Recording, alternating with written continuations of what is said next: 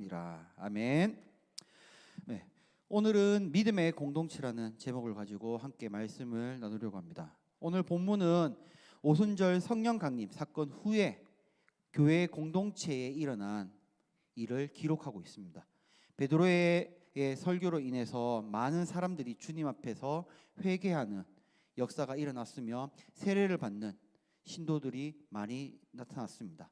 이 숫자로 따지면 누가는 이렇게 이야기합니다. 3,000이나 더 하였더라 라고 이야기합니다. 학자들마다 전해져 오는 견해는 다르긴 하지만 성경에서는 그렇게 이야기하고 있다는 겁니다. 갑작스러운 변화는 인간으로서 이해하기 힘든 부분들이 있습니다. 그곳에는 성령의 임재로 통하여서 놀라운 변화가 또한 놀라운 경험이 되었다는 사실입니다. 즉 교회의 탄생과 부흥은 사람의 힘으로 이루어진 것이 아니라 전적으로 성령의 역사로 인하여서 이루어졌다는 것을 우리는 기억해야 한다는 겁니다. 초대 교회의 모습의 특징으로는 성경에서 이야기했듯이 모든 물건을 서로 통용하고 또 재산과 소유를 팔아 각 사람에게 필요에 따라서 나누어 주는 것으로 묘사하고 있습니다. 단순히 이 부분만 보면 성도들의 그 급변하는 모습이 초월적인 변화처럼 느껴질 겁니다. 그러나 이는 착각입니다. 이렇게 변할 수 있는 것 또한 성령의 임재가 아니라면 사람의 노력과 열심을 통하여서 이렇게 변하기는 힘들다라는 것이죠. 샤르트라라는 철학자가 이러한 이야기를 했습니다. 실존은 본질에 앞서서 온다. 조금 어려운 이야기이긴 하지만 이게 무슨 뜻이냐면 가방의 본질이 혹시 무엇입니까? 가방의 본질. 쉽죠? 그거는 뭐예요? 물건을 담는다라는 거죠. 그것이 본질입니다. 그러나 이 가방의 본질은요, 사람이 떠올린 후에서 누군가가 그 가방을 만들어낸다라는 것이죠. 그래야지 그 본질성이 만들어진다라는 겁니다. 가방을 만들지 않았는데 가방에 무엇을 넣을 수 있을까요? 없다라는 거죠. 누군가가 그 가방을 떠올렸고 그것을 현실적으로 만들어놨기 때문에 우리가 어떻게 해요? 가방을 생각하면 그 본질적으로 물건을 집어넣는다라고 생각을 한다는 것이죠. 결국 교회의 세워짐과 성도들의 공동체의 역할은 명확하게 보여주는 여부가 단순히 인간의 그 변화하는 것을 넘어서서 성령의 임재가 없었다라면 이성적이고 본능적이며 통제하고 욕구에 따라서 무언가의 목표를 달성하려고 하는 그 인간의 모습으로는 이 일들을 행할 수 없다라는 것이죠. 교회라는 것은 에클레시아라고 이야기합니다. 즉 세상으로부터 부르심을 받은 하나님으로부터 거룩함을 입은 이들의 공동체라고 이야기합니다. 즉 교회란 세상으로부터 부름을 받은 백성들에게 예수 그리스도가 임재하셔서 머리로 계시며 또한 머리로 성령의 역사하시고 다스리시며 하나님 아버지를 범사의 주인으로 섬기는 그 공동체, 그것이 바로 교회라는 것입니다.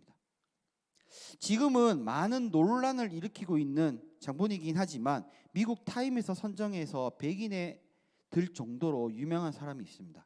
그분은 목적을 이끄는 삶이라는 책을 낸 릭 워런 목사라는 분인데, 이분이 주장했던 내용을 잠깐 인용을 해보자면 이분이 이렇게 이야기합니다. 21세기 교회의 가장 중요한 이슈는 교회의 성장이 아니라 교회의 건강이다. 교인 숫자가 많고 적음이 문제가 아니라 건강이 문제다라고 이야기합니다. 기본적으로 그분이 가지고 있는 논쟁거리를 일단 벗어나서 그분의 말을 인용을 해본다라면 어느 정도는 수용할 수 있는 내용들이라는 것이죠. 즉 오늘 말씀으로 우리는 건강한 교회, 건강한 공동체의 모습이 무엇인지를 파악할 수 있다는 사실과 더 나아가서는 우리의 개인적인 변화에서 멈추는 것이 아니라 성령의 임재를 통한 그 변화가 각자의 삶의 변화에 어떠한 모습으로 나타나는지를 우리가 알아갈 수 있는 시간이 될 거라는 겁니다. 그러나 여기에서 중요한 포인트는 또 따로 있습니다. 그것은 뭐냐면 이러한 변화를 경험하였다고 하여서 우리의 삶이 평온함이 이어진다는 것은 아니라는 것이죠. 초대교회도 동의했습니다. 그 사실은 갈라디아서, 유다서, 베드로 전후서, 히브리서, 골로새서, 고린도 전후서 이 들어가는 서신서 속에 다 기록되어 있습니다. 그들은 성령의 그 강림을 경험했고 근본적인 변화를 경험하였고 또한 하나 된 공동체가 되었음에도 불구하고 그들이 받았던 평온한 삶은 아니었다라는 것이죠. 그렇다고 그들이 낙심하여서 포기했을까요? 절대 아니죠. 우리가 잘 알고 있듯이 그들은 교회를 통하여 믿음의 공동체를 통하여 소망을 얻었으며 끊임없이 말씀을 배우고 그 말씀을 통하여 삶으로 나타내려고 노력했다라는 것입니다. 그것이 잘 보여주는 말씀이 오늘 본절의 42절인데 그들이 사도의 가르침을 받아 서로 교제하고 떡을 떼며 오로지 기도하기를 힘쓰니라 라고 이야기하는 겁니다. 우리는 믿음의 공동체로서 오늘 본문에서 보여주는 초대교회 교인들의 모습을 보고 배우며 더 나아가서는 우리가 이러한 삶을 살도록 노력하는 성도님들이 되시기를 축복합니다. 자, 첫 번째로 한번 보겠습니다. 성도들의 하나됨이 실생활 속에 어떻게 나타나고 있습니까? 라고 이야기합니다. 사도행전 2장 44절인데 우리 한번 다 같이 읽어보도록 하겠습니다. 다시 읽겠습니다. 자, 시작. 믿는 사람이 다 함께 있어 모든 물건을 서로 통용하고. 아멘. 성경에서는 이야기합니다. 그들은 모든 물건을 서로 어떻게 했다고 이야기합니까? 통용하였다라고 이야기합니다. 본문에서 보면요, 다 함께 있어라고 말을 하는데 이 말은요, 초대교회 교인들이 한 장소에 모여 하나님께 예배드리고 서로 교제하였다라는 것을 보여주는 장면입니다. 또한 그들은요, 그들의 교제는 물건을 함께 사용하는 행위로 나타나는데 어떤 이들은요, 통용했다라는 이 단어만을 가지고 공상주의적 같은 발상을 하는 사람들도 있습니다. 그러나 그렇지는 않습니다. 그들은 자신의 물건을 자발적으로 통용했다라는 것이고 공동 소유로 생각하였기에 자신의 소유가 아닌 공동의 소유로 사용했다라고 이야기하는 것입니다. 즉 그들은 즉 자신이 가지고 있는 이 물건들이 하나님의 것이며 교회의 교인들이 형제 자매이다라는 것을 인정하는 부분이라는 겁니다. 성령에 의한 공동체는 철저히 사랑으로 그 모습을 드러내게 됩니다. 즉 오늘 본문에 말했던 이 교회의 모습이 바로 우리가 생각하는 참 교회의 모습이라는 것이죠. 자, 두 번째로는 성도들은 재산과 소유를 팔아 어떻게 처분했습니까? 입니다. 사도행전 2장 45절의 말씀인데 우리 한번 또 다 같이 읽도록 하겠습니다. 자, 시작. 또 재산과 소유를 팔아 각 사람의 필요를 따라 나눠주며. 아멘. 이 말씀을 새 번역책으로 한번 찾아보면 이렇게 되어 있습니다. 그들은 재산과 소유물을 팔아서 모든 사람에게 필요한 대로 나누어 주었다라고 이야기합니다. 모든 것을 통용하고 자신의 것을 팔아서 나누어 주었다라고 합니다. 근데 이러한 집단이 있습니다. 자신 것을 통용하고 자신 것을 팔아서 나누어 준 집단. 누굴까요? 퀴즈입니다. 모르시겠죠? 내 주위에 가장 가까이 있습니다. 제가 이야기하겠습니다. 다 속으로는 다 알 거라 생각합니다. 가족입니다. 네, 가족. 이 가족이라는 집단은 누군가에게 어떻게 해요? 나눠주고 통용하는 것을 허용하는 집단 중에 무리입니다. 나의 가족에게 아끼는 사람은 잘 없을 겁니다. 비록 내가 가난하게 살더라도 돈을 모아서 그 자녀에게 나눠주지는 못하더라도 그 가족을 위해서는 내 재산을 쌓기보다는 먼저 내 무언가를 퍼다주고 나눠준다라는 것이죠. 그리고 그것을 사용한다고 해서 그것을 비난하거나 나쁘게 보지 않는다라는 겁니다. 오늘 초대교회의 모습이 이와 같았습니다. 그들은 내 이웃을 내 몸과 같이 사랑하라는 주님의 그 말씀을 교회에서도 실천하면서 보여주었다라는 것입니다. 그 이웃을 나의 가족과 같은 모습으로 함께 나누면서 교회라는 이름으로 하나가 되었다라는 것이죠. 이 부분은 이념적인 가치로 접근하는 사람들이 많습니다. 그러나 우리가 오늘 본문은 이념이 아니라 말씀의 실천으로 우리가 봐야 됩니다. 즉 말씀을 실천하는 교회의 모습으로 믿음의 공동체가 이루어졌다라는 겁니다. 그러기에 우리는 내가 가지고 있는 물건이나 것을 막 나눠주세요, 이런 이야기가 아닙니다. 내가 가지고 있는 것을 아까워하지 않는다라는 그 마음들이 일단은 들어와 있다라는 것이죠.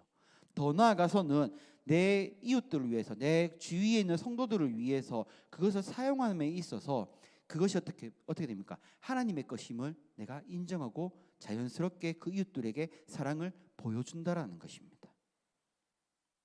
우리 성도님들도 이러한 믿음의 공동체가 되기를 소망합니다.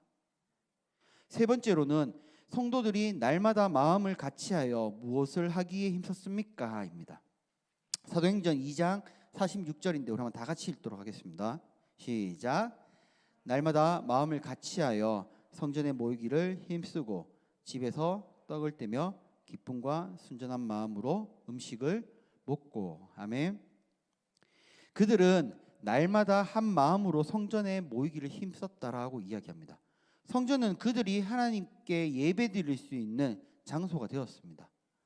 또한 그들은 하나님께 찬송하고 기도하고 또 다른 이들에게 전도하는 기회까지 얻었습니다. 그런데 잘 알아야 될 것은 초대교회 성도들이 자주 모이는 장소는 성전 바깥들 동편에 있는 솔로몬의 행각이었습니다. 쉽게 설명하면 성전 안에서 모였다란 말이 아니라 성전 바깥쪽에서 모였다라고 생각하시면 됩니다. 그러나 그들에게는 장소가 중요한 것이 아니었다라는 겁니다. 그들은 그곳에 모여서 사도들의 가르침을 배우고 교제하면서 하나님의 구원 역사를 찬양하는 모습을 통하여 예배를 드렸다라는 것입니다. 즉 그들에게 장소가 중요한 포인트가 되었다라는 것이 아니라는 겁니다. 성전에서, 집에서가 아니라 그곳이 어디든지 믿는 자들이 모여서 함께 예배드렸다라는 것이죠. 그리고 그 믿음을 가지고 교회라는 이름으로 모이기에 최선을 다해 힘썼다라고 이야기하는 겁니다. 교회로 모여 교제하면서 주님의 사랑을 나누었으면 그들은 장소에 대한 핑계라기보다는 공동체가 함께 모여 나누고 기도하고 말씀을 들으며 찬양하는 그 시간들을 중요하게 여겼다라는 것이죠. 이렇듯 그들은 함께 모여서 교제하기에 힘썼다라고 이야기하는 것입니다. 그것이야말로 믿음의 공동체라고 이야기하는 것이죠. 요즘은 교회가 없어서 예배를 못 드린다라고 이야기는 잘 하진 않죠. 특별한 이유가 있지 않는 이상.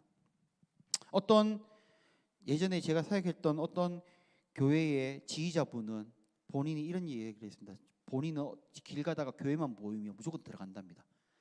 다 우리 집 같다고 이야기합니다. 그러니까 자기가 그 교회에 가지도 않는데도 불구하고 그냥 너무나 자연스럽게 간다라는 것이죠.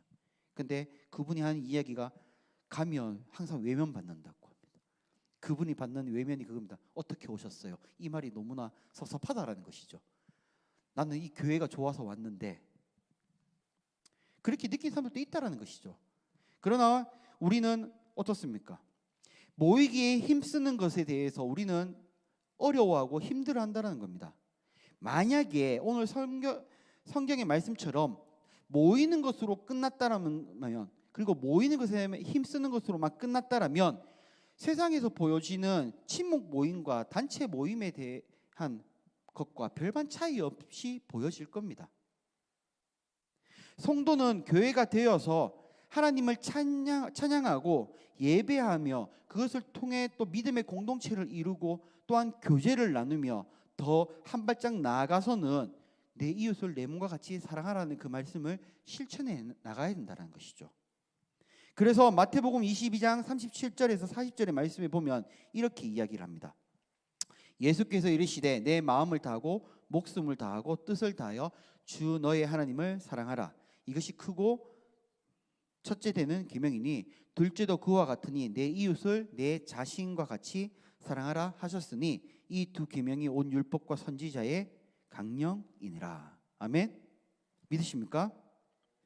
우리는 하나님을 향한 사랑을 실천하고 이웃을 향한 사랑을 실천해야 됩니다.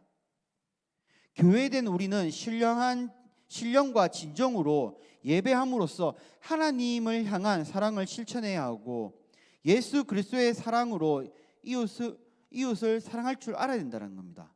더 나아가서는 이웃을 향한 그 사랑의 그 나눔도 해야 한다는 것이죠.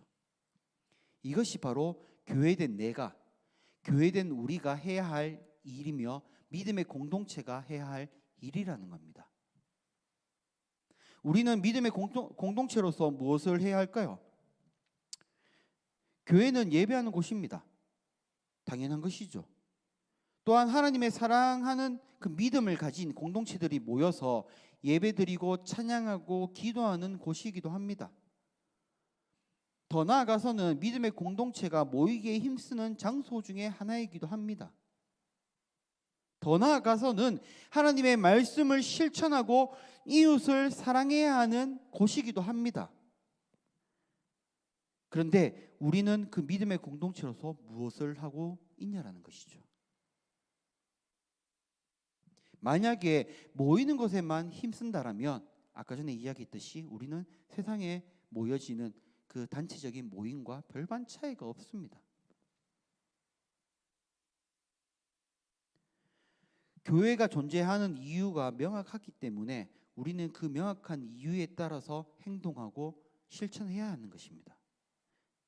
만약 교회가 말씀을 전하는 것이 거짓이고 하나님의 말씀과 다른 삶을 사는 사람들이 모여 있고 말씀을 실천하지 못하는 믿음 공동체가 모여 있다라면 세상의 그 어떤 누가 그 교회를 바라보면서 올바르게 바라보겠냐라는 것이죠. 우리가 하는 행동은 예수 그리스도를 드러내게 할 것이며 우리의 그 사랑의 실천을 통하여서 많은 사람들의 마음을 움직일 것이라는 겁니다. 우리 성도님들은 대상교회의 믿음의 공동체로서 주님의 말씀을 따라 모이기에 힘쓰는 성도님들이 되시기를 축복합니다. 또한 내 이웃을 내 몸과 같이 사랑하는 것으로 이웃을 향한 사랑을 실천하는 대상교회의 믿음의 공동체가 되시기를 축복합니다. 묵묵히 우리의 역할을 하게 될 때에 이웃들의 마음을 변화시킬 수 있을 것입니다.